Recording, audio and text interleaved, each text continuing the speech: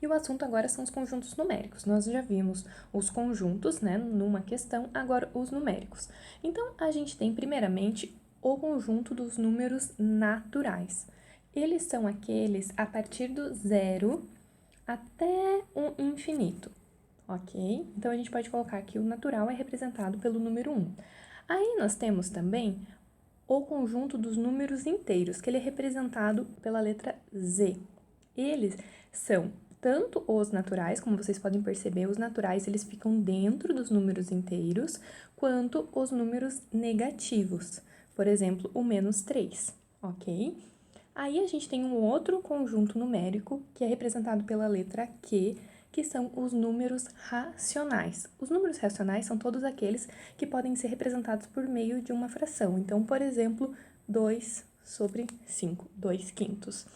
Aí nós temos os números irracionais, ok? É, por exemplo, o número π. Ele não está dentro dos números racionais e ele está dentro do outro conjunto, que é esse maior, o verde, que é representado pela letra R, que são os números reais.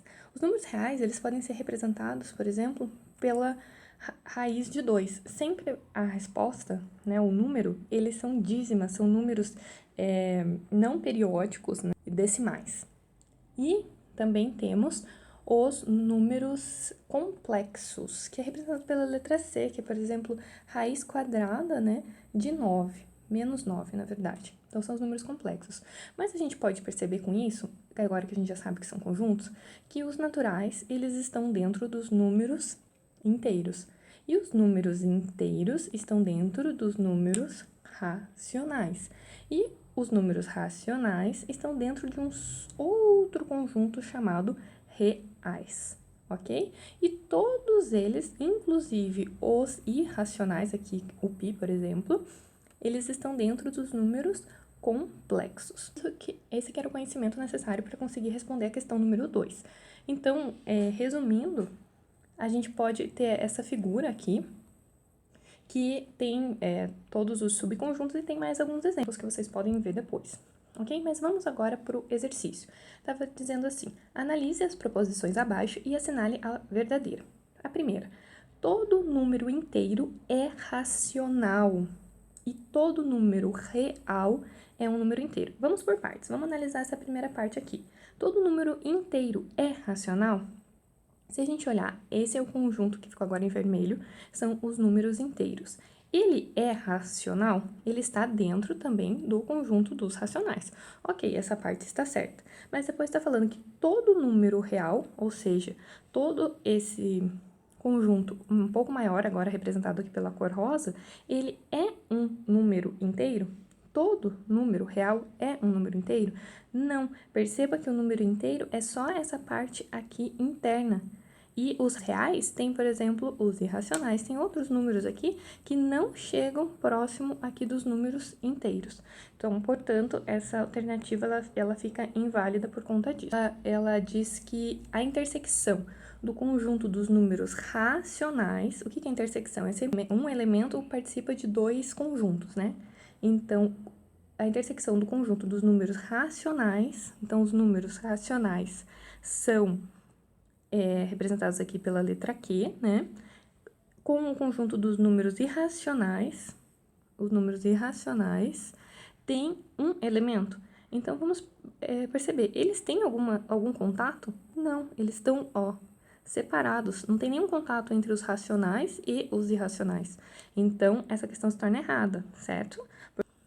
O próximo, o número 1,8333 é um número racional. O número racional, ele pode ser representado por uma fração, que é decimal, correto?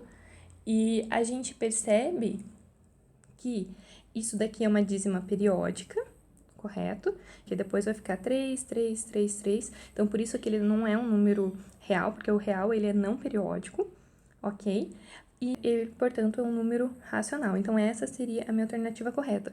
A gente sabe, então, que esse daqui é uma dízima periódica, e 83.033 dividido por 1.000, eu tenho quantos zeros aqui? Eu tenho 1, 2, 3, 4, eu tenho 5 zeros.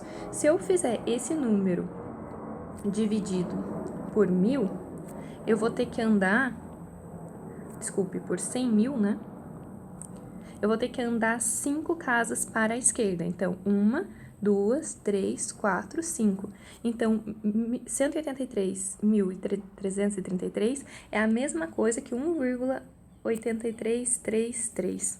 Mais um 3 aqui. Não é uma dízima, tá? Eu só coloquei para vocês verificarem que de uma fração eu posso transformar num número decimal. A dízima periódica, daí a gente vai aprender mais pra frente como que a gente faz, ok? Mas daí vamos para a próxima alternativa. A divisão de dois números inteiros é sempre um número inteiro? O que é um número inteiro? É um número que ele engloba tanto os positivos quanto os negativos, até o infinito, certo? Então, vamos, por exemplo, fazer menos 1/2. Menos 1/2 não é a mesma coisa que menos 0,5?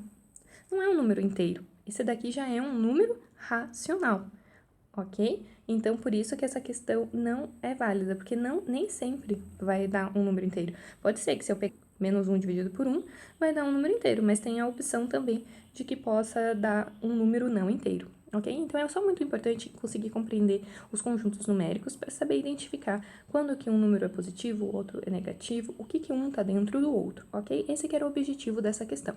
Caso tenham mais alguma dúvida, por favor, entre em contato. Um abraço!